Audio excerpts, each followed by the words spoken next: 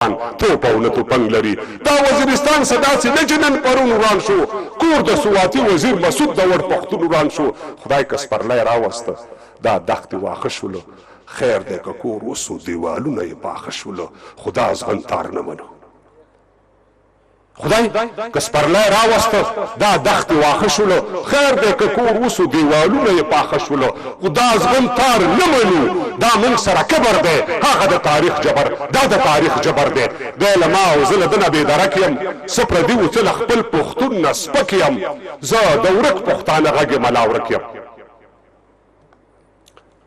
سترګې به نه پټوو یو څه یې د منلو وړ دي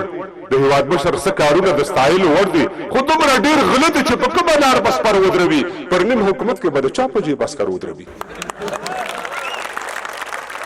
سترګې به نه پټوو یو څه یې د منلو وړ دي د هېواد مشر څه کارونه د ستایلو وړ دي خو دومره ډېر غله دي چې په کومه لار به سپر ودروي پر نیم حکومت کې به د چا په جیب عسکر ودروي چا ویل چې نه منو موږ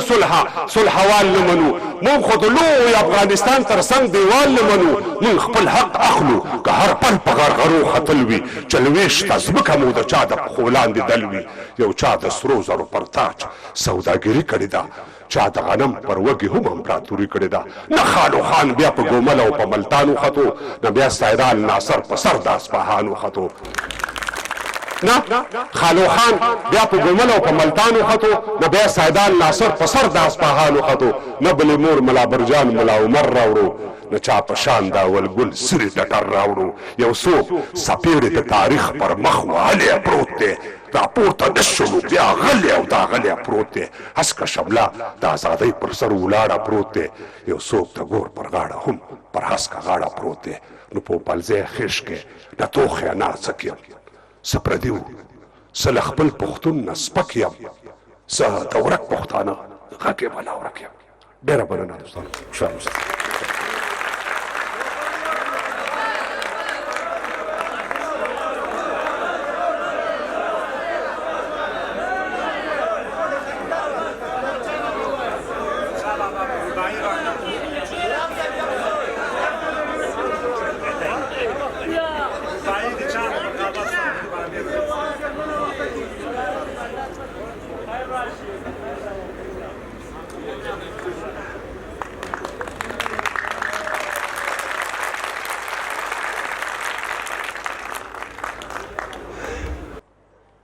ما ته برګر بار بار ګله کوي ته زاړه نظمونه وایي زه ورته وایم استاد را باندې بیا وایي زه نه وایم بیا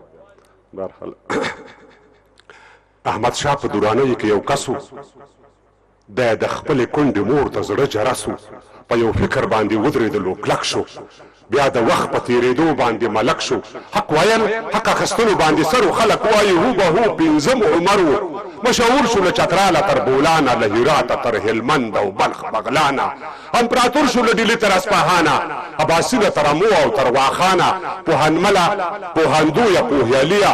ننګیالیه توریالیه ګټیالیه سل رحمته دې په پلار او په ادیشه ازادي دې د سپېڅلې مور شودیشه مؤسس د لوی افغان وي ته ترزنه له خطره خالي نه د سرخندنه که ویرېږي نو په کور کښېنه دننه بزرګونو اربابانو که خانانو غریبان د خپل دولت څوکیدارانو نه یې وخوړه په بل نه یې په خپله دا دنیا یې نو بیا ډېره کړله صله نه یې ورکړلو زکات او نه پرې خات شول نه یې نوم نه یې نښان و نه پرې یاد شول خوشحال څه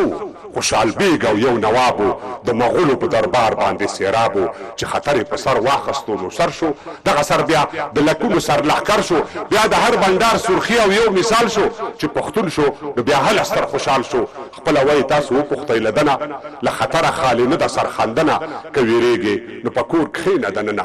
نه پروا د چا لرم خپله اغوندم زه آزاد یم خپله خورم خپله اغوندم چې اسلام پکې اول مضمون وانخلم په یوونه خود به تش پښتون وانخلم خان ترکه ببرک خان میرزمان خانه پر قبرونو مو رحمت شباکو خانه باچا خان او عمل خان کا افضل خان او پښتانه او دوی سوچه مسلمانانو بربادي د دې هواد له هغه راسي دا هواد شلو برباد له هغه راسي د قدرت غدۍ ته اشاره ورسي خمشه د نادر کورنۍ بیا راوي خمشه لا اکبر او لامان بخنه غواړو د دې خپل سری ګریوان بخنه غواړو له داوود بخنه غواړم بخنه له خطر خالینه د سرخندنه کويریږي نو پکور کښینه دننه ډېر مننه خوشاله اوسئ